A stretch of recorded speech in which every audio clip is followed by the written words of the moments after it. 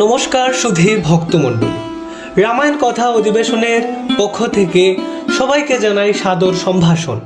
আজকের অধিবেশনের মূল প্রতিপাদ্য বিষয় হলো কেন ভগবান শিব মৃত মানুষের ছাই ভস্ম গায়ে মেখে থাকেন। তাই রামায়ণ তথা ধর্মীয় এমন অজানা প্রসঙ্গগুলো জানতে চ্যানেলটিকে সাবস্ক্রাইব করে আমাদের সঙ্গেই থাকুন আর সঙ্গেই রাখুন। মহাদেবের একটি বিশেষ রূপ হলো শ্মশানে সর্বদা বিরাজমান। তিনি শ্মশানে সবসময় অবস্থান করেন। সেই শ্মশান শিব সমস্ত মোহমায়া থেকে জগৎবাসীকে উত্তরণের পথ দেখান। তিনি শ্মশানে বৈরাগী বেশে অবস্থান করেন।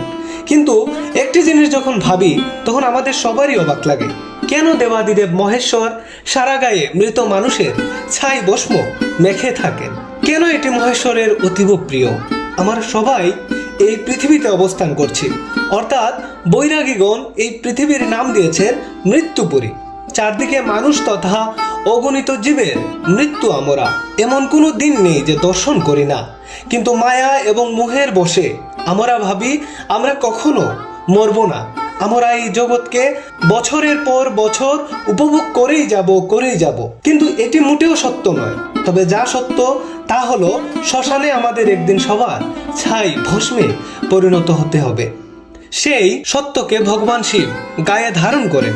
তাই শ্রীরামচরিত মানুষে তুলসীদাস গোস্বামী লিখছেন যে নিজে শিব স্বাক্ষর করেছেন সত্যম শিবম সুন্দরম। আগুনকে জগতের সবচেয়ে পবিত্রতম বস্তু বলে গণ্য করা হয়, আর আগুনে পুড়ে সমস্ত কিছুই ছাইয়ে পরিণত হয়। একজন বড় লোক মৃত্যুর পর ছাইয়ে পরিণত হবেন, আবার গরিব মৃত্যুর পর ছাইয়ে পরিণত হবেন।